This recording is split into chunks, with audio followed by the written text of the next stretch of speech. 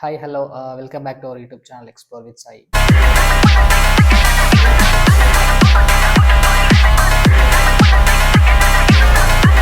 ఈ ఛానల్ ఎవరైతే first time చూస్తున్నారో ఈ ఛానల్ సబ్స్క్రైబ్ చేసుకోవడం అసలు మర్చిపోకండి. పేరెంట్స్ మనకు ఎడ్యుకేషన్ ఇప్పించారు.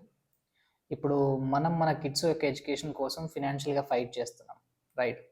మొదటగా అడ్మిషన్ విషయానికి వస్తే రిసెప్షన్కి వెళ్ళిన తర్వాత ఒక పేపర్ ఇస్తారు, ఫీ స్ట్రక్చర్. అది చూడగానే మనకు అనిపిస్తుంది మన ఎంటైర్ ఎడ్యుకేషన్కి పెట్టిన ఇన్వెస్ట్మెంట్ కంటే చాలా ఎక్కువ అనిపిస్తుంది, రైట్? ఇన్ డెప్త్గా ఫీ స్ట్రక్చర్ చూస్తే ఫస్ట్ స్కూల్ ఫీజు ఉంటుంది, తర్వాత యూనిఫాము, బుక్స్, ఆ తర్వాత transport, annual charges and activities, events, tuition fees. Education అనేది ఒక ఇన్వెస్ట్మెంటే, కానీ ఇప్పుడున్న సిస్టంలో కమర్షియల్ లేదంటే బిజినెస్లా మారిపోయింది.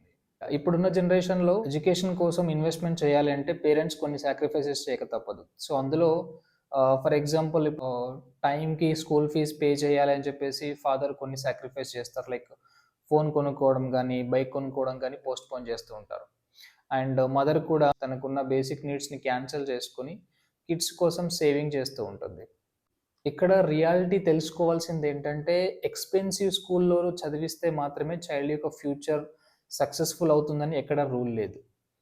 సో చైల్డ్ యొక్క ఫ్యూచర్ సక్సెస్ఫుల్ అవ్వాలంటే చైల్డ్కి కావాల్సినంత enough time and also support from parents, values నేర్పించాలి, చైల్డ్ యొక్క కాన్ఫిడెన్స్ అనేది బిల్డ్ చేయాలి. ఇవన్నీ ఉంటే కనుక చైల్డ్ యొక్క లైఫ్ ఆటోమేటిక్గా సక్సెస్ఫుల్ అవుతుంది.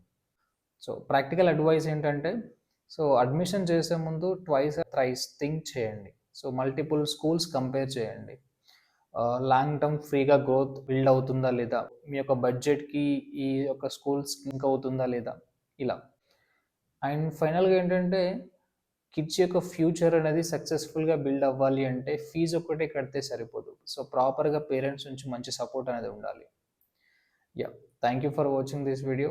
సో ఇలాంటి వీడియోస్ కోసం ఈ ఛానల్ సబ్స్క్రైబ్ చేయండి. మరొక వీడియోతో మళ్ళీ కలుద్దాం. Thank you.